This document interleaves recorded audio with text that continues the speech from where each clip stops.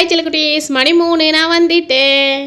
என்ன கொண்டு வந்திருக்கேன் இன்றைக்கின்னு பார்ப்போமா? ஃபஸ்ட்டு நிறைய சம்பளத்தை பற்றி நம்ம பார்த்துருக்குறோம். 20,000, 10,000, 12,000, 35,000.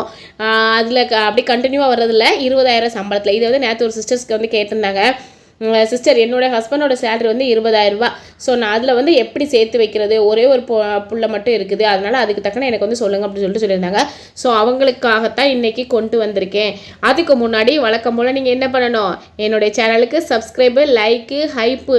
ஆனால் ஏன்ப்பா 2-3 நாளாகவே எனக்கு ஹைப்பு நீங்கள் தட்டவே மாட்டேங்கிறீங்கன்னு தெரியல. அது மட்டும் இல்லாமல் என்னோடய வியூஸ் ரொம்பவே கம்மியாக போகுது. என்ன பிரச்சனை என்னன்னு தெரியல.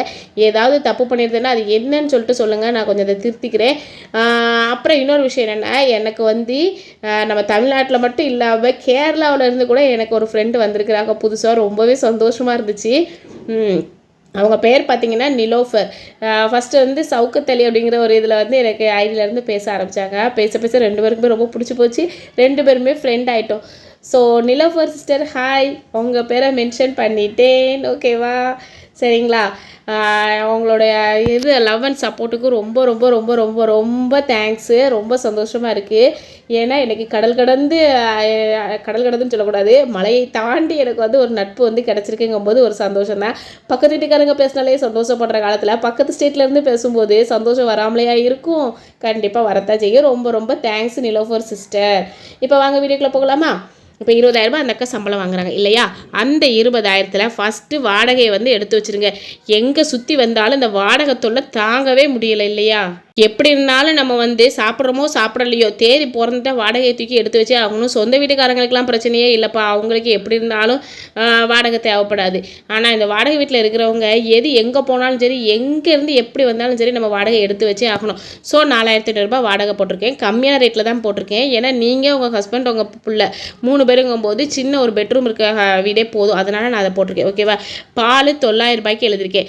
என்னம்மா 900 ரூபாய்க்கு போதுமானா? ஆமாம், 1 லிட்டர் நான் சொன்ன மாதிரி தான் ராகி பால், கேப்பை இதெல்லாம் நீங்கள் கொடுக்க ஆரம்பிச்சிட்டிங்கன்னா உங்களுக்கு வந்து பாலோட வேல்யூவே தேவைப்படாது. இந்த வீடியோ வந்து நாளைக்கு காலைல 10 மணிக்கு நான் வந்து அப்ளை பண்ணுறேன், ஓகேவா? ஸோ நீங்கள் அதை வந்து ட்ரை பண்ணி பாருங்கள். எப்படி டெய்லி பால் வாங்காமல் அதே கால்சியத்தை வந்து 10 மடங்கு வந்து நம்ம உடம்புல ஏற்றலாம் அப்படிங்கிற ஒரு வீடியோ தான் நாளைக்கு வந்து நான் ரெடி பண்ணியிருக்கிறேன். ஸோ நாளைக்கு காலைல 10 மணிக்கு வந்து அப்லோட் பண்ணுவேன். மறக்காமல் செக் பண்ணி பாருங்கள். நெக்ஸ்ட் வந்து மளிகை வந்து 3000க்கு எழுதிருக்கேன். ஆனால் மேக்ஸிமம் 3000க்குலாம் ஆகாது. ஏன்னா நீங்கள் 2 பேர் மட்டும்தானே இருக்கீங்க. ஆனால் பாப்பா இருக்கிறதுனால நீங்கள் பாப்பாவுக்கு ஃப்ரூட்ஸ் ஏதாவது வாங்கி கொடுக்கறதுக்கு தேவைப்படும் அப்படிங்கிறதுனால நான் வந்து மளிகை எழுதியிருக்கேன். இன்னொரு விஷயம் என்னென்னா, ஹார்லிக்ஸ், பூஸ்ட்டு, போன் மிட்டாய் இதுக்குள்ளெல்லாம் தயவு செஞ்சு காலை எடுத்து வச்சுறாதீங்க. அதெல்லாம் நமக்கு தேவையே இல்லாது.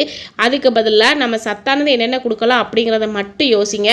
சின்ன எத்தனை வயசுன்னு ஃபஸ்ட்டு பார்த்துக்கோங்க. ஏன்னா குட்டி பாப்பாக்கள்லேருந்தே நான் இந்த செரலாக்கு, கண்டது, கழியது இது எல்லாத்தையுமே நான் நிப்பாடி நான் வீட்டிலே ஏதாவது செஞ்சு கொடுப்பேன். ஸோ நீங்கள் அந்த மாதிரி ட்ரை பண்ணுங்கள், ஓகேவா? Next cable. சின்ன பிள்ளைங்க இருக்கிற இடத்துல கேபிள் கண்டிப்பாக தேவைப்படும். நமக்கு கூட தேவைப்படாமல் இருக்கலாம், ஆனால் கேபிள் கண்டிப்பாக வேணும். ஏன்னா அதை போட்டு விட்டால் கொஞ்சம் நேரம் பிள்ளைங்க பார்ப்பாங்க. நம்ம அதை வச்சு ஒரு சமையல் பண்ணுவோம். ஏன் ஒரு பாத்ரூம் போகிறதுக்கு கூட சொல்லுங்கள், பிள்ளைங்கிட்ட அதை வச்சுட்டு கதவெல்லாம் போட்டுட்டு நம்ம பாத்ரூம் போகிறதா குளிக்கிறதுக்கு எல்லாத்துக்குமே கேபிள் தேவை. சொல்ல போனால் என்னமான்னு இப்படி சொல்கிறேன் அப்படின்னு நான் நினைக்காதீங்க.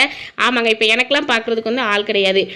என் ஹஸ்பண்ட் வந்து வேலைக்கு போயிடுவாங்க. அப்படிங்கும்போது பிள்ளைங்களை நான் என்ன பண்ணுவேன்னா, டிவி போட்டு விட்டுட்டு கதவு எல்லாத்தையும் பூட்டிடுவேன், ஜன்னலையும் பூட்டிடுவேன். ஏன்னா பசங்க திடீர்னு வெளியில் போயிடக்கூடாது இல்லையா? ஒரு குளிக்கிறதுக்கோ இல்லை சமையலாக பண்ணும்போது பிள்ளைங்களை சுற்றி தலகாணி வைப்பேன், குட்டி பிள்ளையாக இருக்கும்போது. அப்புறம் வளர வளர பிள்ளைங்களை டிவி பாருமா, அம்மா இப்போ வந்து 2 தங்கம் அப்படின்னு சொல்லிட்டு நாங்கள் வந்து சமையல் பண்ணிகிட்டு இருப்பேன். ஸோ என்னையை பொறுத்த வரைக்கும் நான் ஃபோன் அதிகமாக கொடுத்ததை விட டிவி தான் எங்கள் வீட்டில் பெஸ்ட்டு. டிவியை போட்டு விட்டுட்டேன்னா பிள்ளைங்க பார்த்துட்டே இருப்பாங்க. பிள்ளைங்க என்ன செய்கிறாங்கன்னு சொல்லிட்டு நம்மளும் பார்த்துட்டே இருக்கலாம். அதனால் நான் ஃபோனை கொடுக்க மாட்டேன்ப்பா. அதனால் நான் சொல்கிறேன், கேபிள் 240 ரூபா. காய்கறி 250 ரூபா. வாரத்துக்கு 250 ரூபான்னா 4 வாரத்துக்கு என்னாச்சு? 1000 ரூபா ஆச்சு. நான்வெஜ்ஜு 1200 ரூபா. என்ன 1200 அப்படின்னீங்கன்னா, இப்போ நான்வெஜ்ஜு சாப்பிட்ற பாப்பாவாக இருந்தான்னா நீங்கள் ஒரு வாரத்துக்கு மூளை, ஈரல், சோவரொட்டி இதெல்லாம் வாங்கி கொடுக்கலாம், ஓகேவா? முள் 100 ரூபாய்க்கு வாங்கி கொடுக்கலாம். முள்ளெல்லாம் 100 ரூபா தான் சொல்லுவோம், இல்லை 100, 150 ரூபான்ட்டு வரும், அவ்வளோதான் வரும். ஸோ அதெல்லாம் நீங்கள் வாங்கி கொடுக்கலாம். இந்த மாதிரி ஏதாவது சத்தானது கொடுக்கலாம். நெக்ஸ்ட்டு ஃபோன் ரீசார்ஜ் இல்லாமல் முடியாது. உங்களுக்கு 300, அவங்களுக்கு 300 அப்படி, ஓகேவா? நெக்ஸ்ட் இபியை பொறுத்த வரைக்கும் 250 போட்டிருக்கேன். ஆனால் மேக்ஸிமம் நீங்கள் வந்து இதை வந்து குறைச்சிக்கோங்க, சரிங்களா?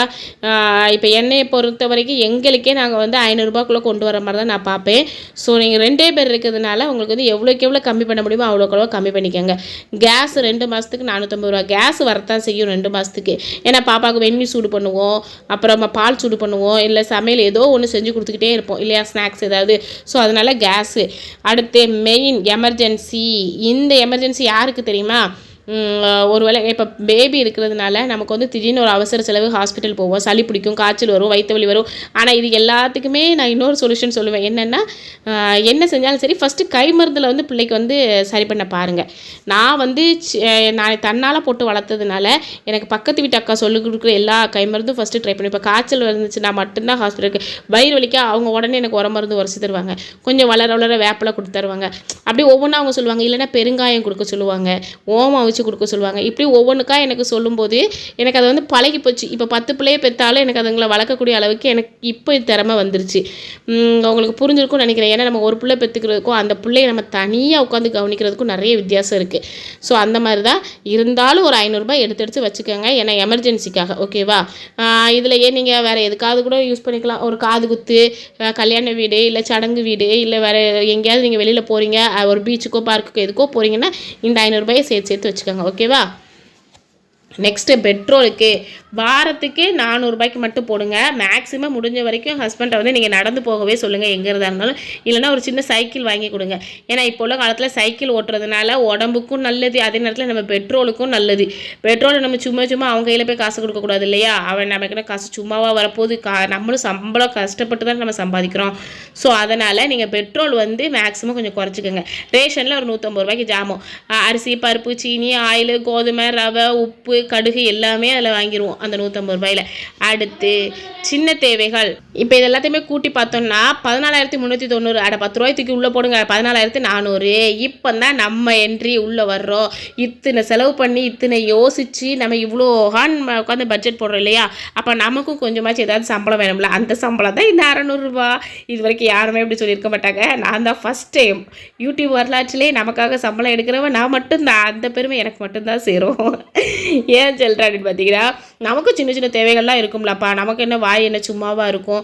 ஒரு ஸ்நாக்ஸை பார்த்தோன்னா வாங்கி திங்கணும்னு ஆசை வரும். அப்புறம் பூவை பார்த்தோன்னா பூ வாங்கிக்கணும்னு ஆசை இருக்குது. என்னதான் இருந்தாலும் நம்மளும் லேடிஸ் இல்லையா, பூ வைக்க ஆசைப்படுவோம் இல்லையா? ஸோ பூ வாங்குவோம், ஸ்நாக்ஸ் வாங்குவோம், ஒரு சாக்லேட் வாங்குவோம், டெய்ரி மில்கெல்லாம் பார்த்த உடனே தோணும் வாங்கணுன்ட்டு, ஒரு ஐஸ்கிரீம் வாங்குவோம். ஸோ அதனால் இந்த 600 ரூபாய் எனக்கு கேட்டாங்கன்னா சொல்லுங்கள். ஆமாங்க, பட்ஜெட் போட்டு நான் உங்களோட சம்பளத்தெல்லாம் சேவ் பண்ணி தரேன்லாங்க, அதனால் எனக்கு 600 ரூபாய் தாங்க. நீங்கள் 600 ரூபாய் தந்தீங்கன்னா நான் உங்களுக்கு 5000 ரூபாய் சேவ் பண்ணுவேன்னு சொல்லி பாருங்கள். போய் உள்ள பயந்து போய் நமக்கு தந்துடும். நெக்ஸ்ட் இது எல்லாத்தையுமே நம்ம சேர்த்து வச்சா என்னாச்சு? 15,000 ரூபாய் ஆயிடுச்சு. ஓகேவா? இந்த 15,000 நமக்கு போதுமானது. நம்மளுடைய தேவைகளுக்கு, எக்ஸ்பென்சஸ்க்கு எல்லாத்துக்குமே இதுவே போதும். இப்போது மிச்சம் இருக்க 5,000த்தில் நம்ம சேர்த்து வைக்க போகிறோம். நான் என்ன சொன்னேன் ஃபஸ்ட்டு? நீங்கள் 600 ரூபாய் கொடுத்தா நான் 5,000 ரூபாய் சேர்த்து தருவேன் அப்படின்னு ஃபஸ்ட்டே சொல்லிவிட்டு பேலன்ஸ் இருக்கிறது, பேலன்ஸ்னு எழுதியிருக்கேன் பாருங்கள், பைத்தியம். பேலன்ஸ். ஓகேவா? பேலன்ஸ் 5,000 ரூபாய். 5,000த்தில் ஃபஸ்ட்டு கோல்டு சீட்டு. ஏன்னா பொம்பளை பிள்ளையாக இருந்தாலும் சரி, ஆம்பளை பிள்ளையாக இருந்தாலும் சரி, நமக்கு வந்து கோல்டு சீட்டு போடுறது நல்லது. பொம்பளை பிள்ளையாக இருந்தால் சேர்த்து அவளுக்கு கொடுப்போம், ஆம்பளை பிள்ளையாக இருந்தால் சேர்த்து நமக்கு போடுவோம். அவ்வளோதான், முடிஞ்சு போச்சு. அவன் வளர்ந்ததுக்கப்புறம் அவனுக்கு படிக்கிறதுக்கு நம்ம சேர்த்துக்கலாம். அதனால் எதுவோ ஒன்று, ஆனால் கோல்டு சீட்டு முக்கியம். ஏன்னா அது இமயமலையை விட தாண்டி போய்கிட்டே இருக்குது கோல்டோட விலை. ஸோ அதனால் கோல்டு சீட்டு 3000க்கு நம்ம போடுறோம். நெக்ஸ்ட்டு போஸ்ட் ஆஃபீஸை பொறுத்த வரைக்கும் மாதம் ஆர்டி வந்து போட்டுக்கோங்க. 500 ரூபாய். இது போட்டிங்கன்னா அந்த பையனோட அந்த பிள்ளையோட படிப்பு செலவுக்கு இது வந்து படிப்பு செலவுக்கு இல்லை, சாரி, பேங்க் ஆர்டி தான் நமக்கு வந்து படிப்பு செலவுக்கு வந்து யூஸ் ஆகும். போஸ்ட் ஆஃபீஸ்க்கு வந்து 5 வருஷத்துக்கு ஒரு வாட்டி தான் தருவேன், இல்லை நான் தரமாட்டேன், நான் பிடிச்சி வச்சுக்கிடுவேன். அதனால் நீங்கள் அவனை நம்பாதீங்க.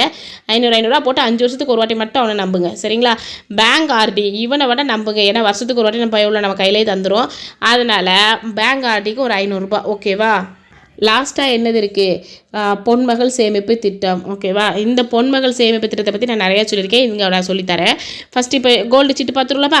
கோல்டு சீட்டு மாதம் 3000 ரூபா போடுறீங்கன்னு வைங்களேன். அந்த 3000த்தை 12ஆல் பெருக்கினா 12 மாதத்துக்கு 36,000 ரூபா. இந்த 36,000த்துக்கு உங்களால் பிடிச்சதை நீங்கள் போய் எடுத்துக்கலாம். இப்போ ஒரு காது மாட்டி எடுக்கிறீங்க, இல்லை எனக்கு ஜிமிக்கி தான் வேணும் அப்படின்னா ஒரு ஜிமிக்கியை போய் எடுங்க. ஒரு கம்மல் வேணுமா எடுங்க. இல்லை டைட்டானிக் கம்மல் தான் வேணும்னா டைட்டானிக் கம்மல் ஏதுவோ ஒன்று உங்களுக்கு பிடிச்சதை எடுத்துக்கிட்டே இருக்கலாம். வருஷத்துக்கு ஒரு இது. நீங்கள் அச்சய திருதிக்கு எடுத்தாலும் சரி, இல்லை தீபாவளிக்கு எடுத்தாலும் சரி, பொங்கலுக்கு எடுத்தாலும் சரி, உங்களுடைய விருப்பம். நீங்கள் போடுற சீட்லேருந்து 12 மாதம் கழிச்சு நீங்கள் ஜாலியாக எப்படி புது ட்ரெஸ் எடுக்கிறீங்களோ அதே மாதிரி நம்மளும் ஒரு நகையை எடுக்கலாம் 20,000 ரூபாய் சம்பளத்தில். ஸோ அதையும் போட்டுருங்க. நெக்ஸ்ட்டு போஸ்ட் ஆஃபீஸு போஸ்ட் ஆஃபீஸை பொறுத்த வரைக்கும் 5 வருஷத்துக்கு ஒரு வாட்டி தான் நமக்கு வந்து தருவான் இல்லையா, அதனால் அவனை நம்பி 5 வருஷத்துக்கு ஒரு வாட்டி போடுறணும் வாங்கணும். ஸோ மாதம் 500 அவனுக்கு தூக்கி கொடுத்துக்கிட்டே இருங்க. அவன் 5 வருஷம் கழிச்சு நமக்கு எக்ஸ்ட்ரா 5000 போட்டு தருவான். ஏன்னா அவனை நம்பி நம்ம கொடுத்துருக்கோம் இல்லையா, அதனால எக்ஸ்ட்ரா 5000 போட்டு 35,000 தந்துடுவான். இதை வச்சு நீங்கள் ஒரு ஏதோ ஒரு எமர்ஜென்சி செலவு வச்சுக்கோங்களேன். இல்லை எமர்ஜென்சி செலவு கூட வேண்டாம், ஏதோ ஒரு பொருளை வாங்கவோ இல்லை நகையை அடகு வைக்கிறதுக்கோ இல்லைன்னா பிள்ளைங்களோட ஃபங்க்ஷனுக்கோ எதுக்கோ வந்து வச்சுக்கலாம். Next bank RD 500. இவன் தான் படிப்புக்கு உதவுவான், மற்றவங்களாம் உதவ மாட்டான். ஏன்னா இவன்ட்டு வந்து இன்ட்ரெஸ்ட் கொஞ்சம் கம்மி தான், சரிங்களா. ஆனால் 6 மாதத்துக்கு ஒரு வாட்டி, 1 வருஷத்துக்கு ஒரு வாட்டி, 2 வருஷத்துக்கு ஒரு வாட்டி நம்ம வந்து ஈஸியாக எடுத்துக்கலாம். நம்ம போடுற காசை இன்ட்ரெஸ்ட் கம்மியாக தான்ப்பா இருக்கும். ஆனால் ஸ்கூல் ஃபீஸ்க்கு வந்து இப்போ இவ்வளோ நல்லாவே உதவும். ஸோ அதனால் அதை வந்து போட்டுக்கோங்க. அடுத்து பொன்மகள் சேமிப்பை பொறுத்த வரைக்கும் நீ பாட்டு போட்டுக்கிட்டே இருங்க. கரெக்டாக 21 வயசில் நமக்கு லட்சக்கணக்கில் நம்ம வந்து திரும்பிடும். ஓகேவா, நான் 500ன்னு போட்டிருக்கேன். இந்த 500 ஆனால் காணாது. நம்ம எமர்ஜென்சி கேஷில் வச்சுருப்போம் பார்த்தீங்களா, ஒரு 500. அந்த 500 இதில் சேர்த்து மாதம் 1000 ரூபாயை நீங்கள் போட்டுகிட்டே வந்தீங்கன்னா அந்த பிள்ளையோட 21 வயசில் நம்ம தாண்டா கோடீஸ்வரர், எவன்டா நம்மளை கேட்பான் அப்படிங்கிற மாதிரி நம்ம வந்து இருக்கலாம். பிள்ளையோட கல்யாண செலவு, நகை செலவு எல்லாமே அதில் வந்துடும். ஸோ அதனால் கண்டிப்பாக பொன்மகள் சேமிப்பு திட்டத்தை வந்து போட்டுக்கோங்க. நான் எல்லாத்தையுமே சொல்கிறது அதுதான். ஓகேவா, இது தான்ப்பா 20,000த்தில் நம்ம எப்படி சம்பாதிக்கிறது, எப்படி சேமிக்கிறது அப்படிங்கிறது தான். நம்மளோட தேவைகள் போக சேமிக்கிறது. நான் திரும்பவும் சொல்கிறேங்க, நம்மளோட தேவைகள் போக சேமிக்கணும்னு நினைக்கக்கூடாது. நம்ம சேமிக்க போக தான் தேவையை எடுத்து வைக்கணும். அப்போ மட்டும்தான் நம்மளால் உருப்பிட முடியும். ஸோ கண்டிப்பாக நீங்களும் சேர்த்து வைங்க. சேர்த்து வச்சா மட்டும்தான் நம்ம லைஃப் வந்து முன்னேறும். இல்லைன்னா நம்ம அப்படியே தான் இருப்போம். ஆற்றுல போட்ட கல் மாதிரி அப்படியே இருக்கணுமா, இல்லைன்னா சலசலன்னு ஓடிக்கிட்டே இருக்கணுமான்னு சொல்லிட்டு நீங்கள் தான் முடிவு பண்ணணும். அதுக்கு மெயின் ரீசனே சேமிப்பு தான். சேமிப்பு இல்லாத வாழ்க்கை குப்பையில் தான். ஸோ அதனால் கண்டிப்பாக சேர்த்து வைக்கிற வழியை பாருங்கள். ஓகேவா, என்னுடைய வீடியோ பிடிச்சா லைக் பண்ணுங்கள், ஷேர் பண்ணுங்கள், கமெண்ட் பண்ணுங்கள். வாங்க பழகலாம். ஓகேவா, நிறைய சிஸ்டர் இப்போலாம் எனக்கு கமெண்ட் பண்ணுறதே இல்லை, என்னாச்சுன்னு தெரியல.